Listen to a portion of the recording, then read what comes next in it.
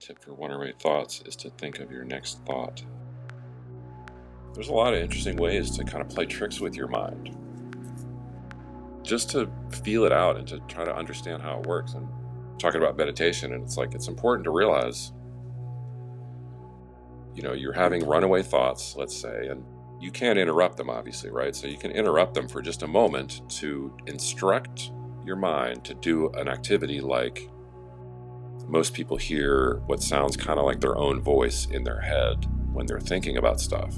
And when you realize you can modulate that voice, you can distract it, but you can also allow it to continue its diatribe.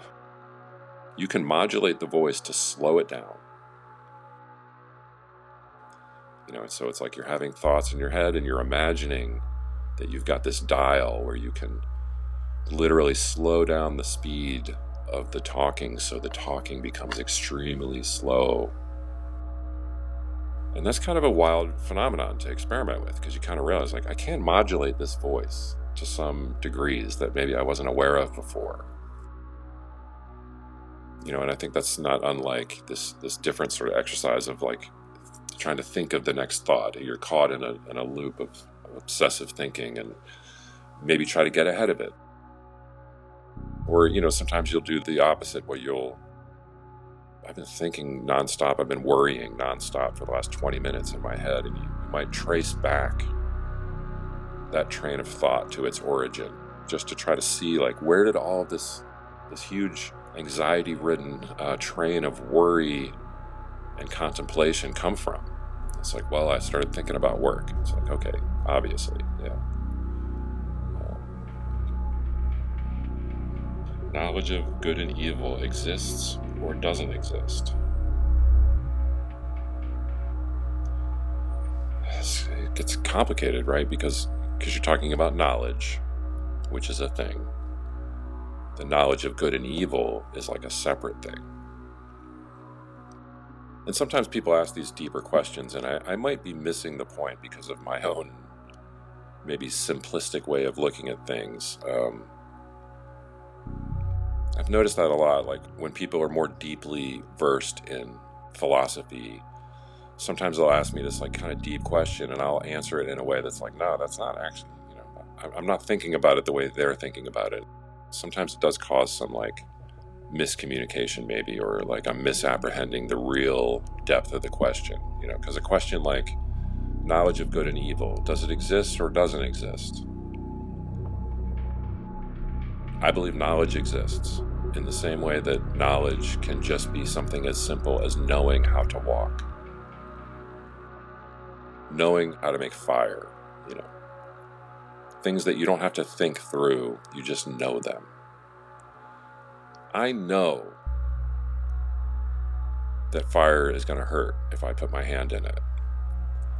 And I have decided that that's bad. Burning myself is bad.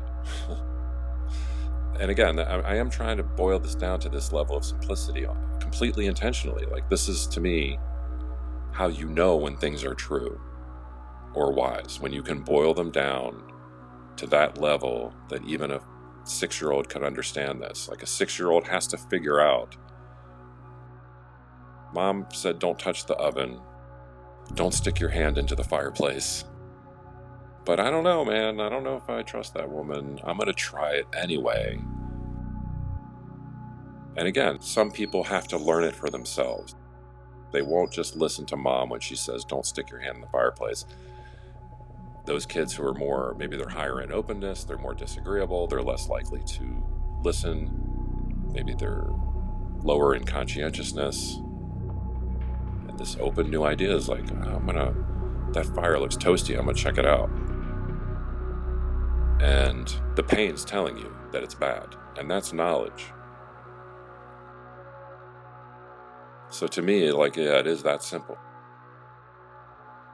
So first there's the knowledge of, there's a knowledge of knowledge, meaning every true fact or wise axiom could be viewed as a data set or a data hierarchy. It's not a coincidence that a tree in its biological form is the same word for a tree in its clinical diagnostic form, or in its schematic form of like, this is a tree of how to make a fire.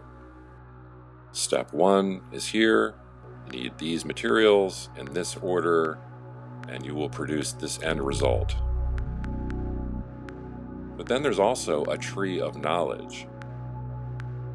Knowledge itself, that knowledge works, is in fact a tree. I'm going to try to make it make sense. Like, to me, that's the crux of what's happening with the Garden of Eden story with Adam and Eve. Eating the fruit of the tree of the knowledge of good and evil. You know, the fruit is the thing that you're going for. So in the case of the tree of the knowledge of fire, you know, there's these data sets, this hierarchy of steps. The fruit is the fire itself. That's your goal, to produce a fire. Whether or not it's good or evil depends on what you do with it, right? Because yeah, you can cook your food, you can save your life, you can burn down your village. That to me is like as simple as I can sort of think about the knowledge of good and evil, and what is the story, what is the tree of knowledge in the story, you know? Again, it's one of these things like I've wanted to make, like, I really would love to make a 20-minute video about almost everything that we've talked about today.